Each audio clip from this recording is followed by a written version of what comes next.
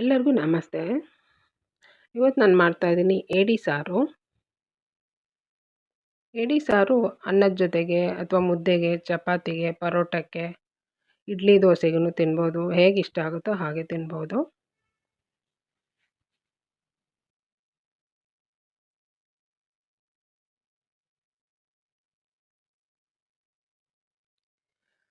ಏಡಿ ಸಾರು ಮಾಡೋದಕ್ಕೆ ಮೊದಲಿಗೆ ನಾನು ಮಸಾಲ ರುಬ್ಕೋತೀನಿ.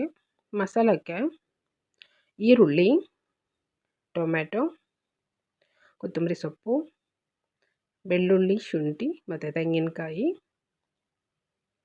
ಸ್ವಲ್ಪ ಚಕ್ಕೆ, ಲವಂಗ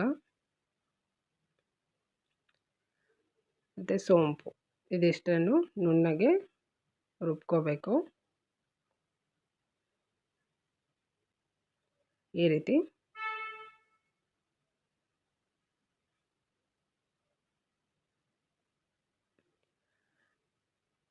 ಇದು ಏಡಿ ಚೆನ್ನಾಗಿ ತೊಳೆದಿಟ್ಟಿದ್ದೀನಿ ನಾನು.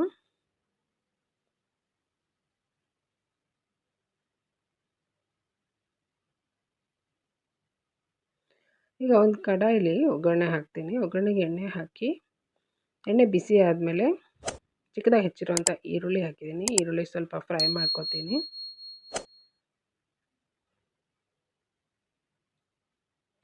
ಈಗ ಇದಕ್ಕೆ ಸ್ಟವ್ನ ಪೂರ ಕಮ್ಮಿ ಮಾಡಿ ಇದಕ್ಕೆ ಖಾರದ ಪುಡಿ, ಉಪ್ಪು ಮತ್ತು ಅರಿಶಿನ ಹಾಕಿದ್ದೀನಿ. ಧನಿಯಾ ಪುಡಿ ಕೂಡ ಸ್ವಲ್ಪ ಹಾಕಬೇಕು. ನಂದು ಖಾರದ ಪುಡಿಯಲ್ಲಿ ಧನಿಯಾ ಇರೋದ್ರಿಂದ ನಾನು ಸಪ್ರೇಟಾಗಿ ಧನಿಯಾ ಪುಡಿ ಹಾಕ್ತಾಯಿಲ್ಲ. ಪುಡಿಗಳನ್ನ ಸ್ವಲ್ಪ ಫ್ರೈ ಮಾಡಿ ಚಿಕ್ಕದಾಗಿ ಹೆಚ್ಚಿರುವಂಥ ಟೊಮೆಟೊ ಹಾಕಿದ್ದೀನಿ.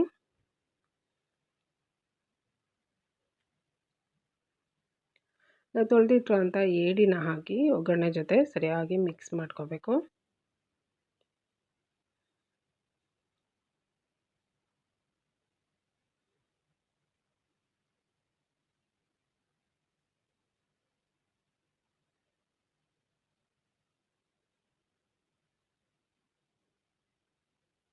ಮಿಕ್ಸ್ ಮಾಡಿ ಆದಮೇಲೆ ಸ್ವಲ್ಪ ನೀರು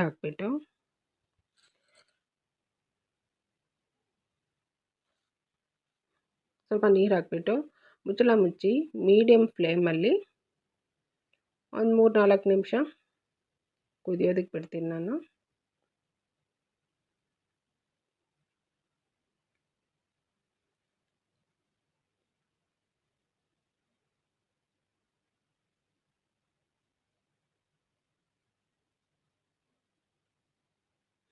ಈ ರೀತಿ ಒಗ್ಗರಣೆಯಲ್ಲಿ ಸ್ವಲ್ಪ ಕುದಿಸೋದ್ರಿಂದ ಏಡಿ ಚೆನ್ನಾಗಿ ಒಳ್ಳೆ ರುಚಿ ಇರುತ್ತೆ. ಉಪ್ಪು ಖಾರ ಎಲ್ಲ ಎಳ್ಕೊಳತ್ತೆ.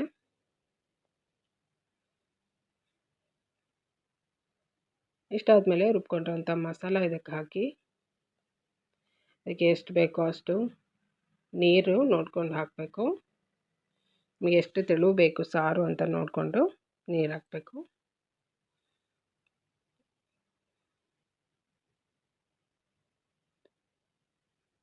ನೀರು ಹಾಕಿ ಇದನ್ನು ಸರಿಯಾಗಿ ಮಿಕ್ಸ್ ಮಾಡಿ ಮತ್ತು ಮುಚ್ಚಳ ಮುಚ್ಚಿ ಮೀಡಿಯಮ್ ಫ್ಲೇಮಲ್ಲಿ ಒಂದು 5-6 ನಿಮಿಷ ಬೇಯಿಸಿದ್ರೆ ಸಾಕು.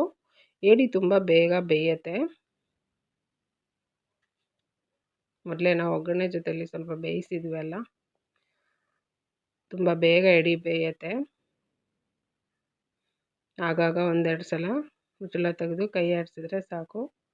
ಈಗ ನೋಡಿ ಏಡಿ ಸಾರು ರೆಡಿ ಇದೆ. ತುಂಬಾ ರುಚಿಯಾಗುತ್ತೆ. ಸಿಂಪಲ್ಲಾಗಿ ಮಾಡೋದು, ರುಚಿ ತುಂಬ ಚೆನ್ನಾಗಾಗತ್ತೆ. ಏಡಿ ತುಂಬಾ ಬೇಗ ಬೇಯುತ್ತೆ. ಈಗ ನೋಡಿ ಏಡಿ ಸಾರು ರೆಡಿ ಇದೆ.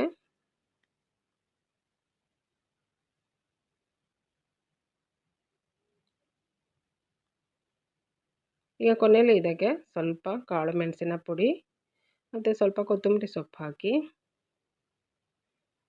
ಹಾಗೆ ಮಿಕ್ಸ್ ಮಾಡಿದರೆ ಸರ್ವ್ ಮಾಡೋದಕ್ಕೆ ರೆಡಿ ಇದೆ ಏಡಿ ಸಾರು. ಅನ್ನದ ಜೊತೆಗೆ, ಚಪಾತಿಗೆ, ಮುದ್ದೆಗೆ ಹೇಗೆ ಇಷ್ಟ ಆಗುತ್ತೋ ಹಾಗೆ ತಿನ್ಬೋದು.